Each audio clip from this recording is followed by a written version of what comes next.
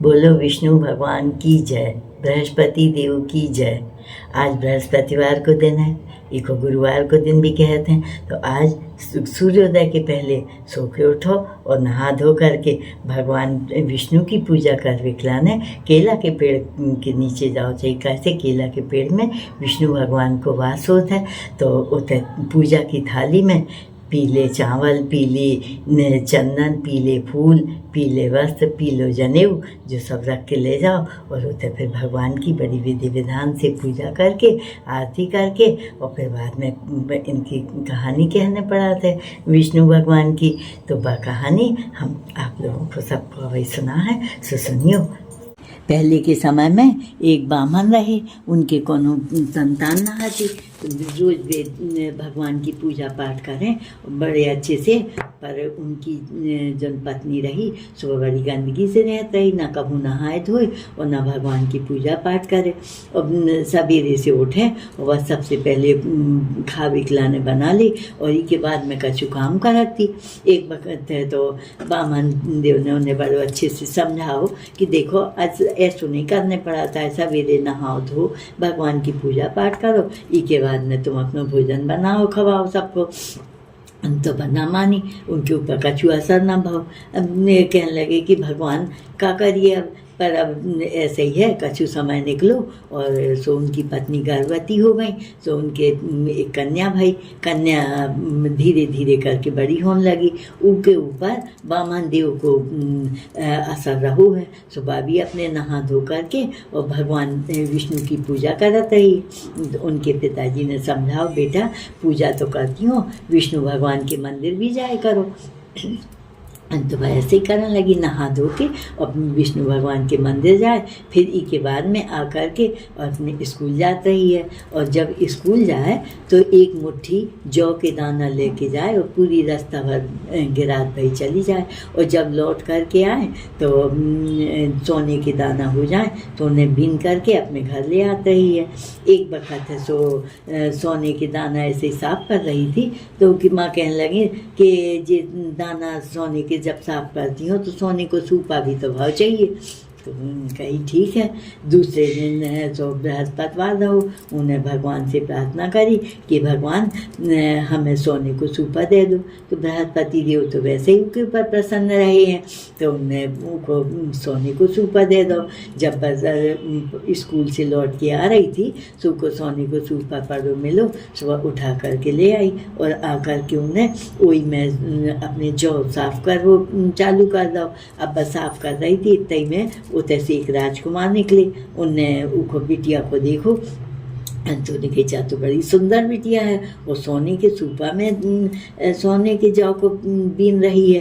तो घर में आए और बस उन्हें राजा साहब से बताई कि ब्राह्मण के घर में जो बिटिया है बड़ी सुंदर है और हमें वही के साथ ब्याह करने हैं। तो राजा ने कही ठीक है। उनने ब्राह्मण को बुलाओ अपने घर में और कहने लगे कि भाई आपके ते जो बिटिया है तो हमारे राजकुमार को बड़ी अच्छी लगी है, सो हम उनके साथ में अपने राजकुमार को ब्याह करना चाहते हैं। ब्राह्मण ने अपने ब्याह की तैयारी करी। थोड़े दिन बाद उनको ब्याह होगा। बिटिया है तो अपने इतने पे भी आई ससुराल में, सो अपने बढ़िया रोज नहाए धोए भगवान की पूजा पाठ करे, फिर के बाद में घर को काम करती। सो सब कोई बड़े प्रसन्न रहे हैं बहू ऐसी पाके। अभी ते देखो तो ब्राह्मण देव कछु दिन तो अच्छे से रहे, इसके बाद में तो उनकी गरीबी आ गई और तो अब खावे तक खिलाने परेशान भय। तो फिर उनने अपने उसे बिटिया कहते आए और कहने लगे कि हमारे दिन कैसे कटें बताओ, अभी इतनी गरीबी आ गई है। तो उन्हें कही कोई बात नहीं है, पिताजी को उन्हें अच्छो ज़्यादा सो धन पैसा दो और कहने लगे अब आप जाओ। तो घर में आए वे धन पैसा का दिन चलो और तो फिर से उनके वैसे ही दिन हो गए। अब फिर से उनके बिटिया के पास गए, कहने लगे बेटा अब नैया का छू फिर से वैसे ही दिन हो गए। उनके पिताजी ऐसे तो ना चल है, इकलाने माँ से बोलो कि भाई वे नहा धो के बढ़िया भगवान की रोज पूजा पाठ करें, तब फिर भगवान जो सब दूर करें दरिद्रता को।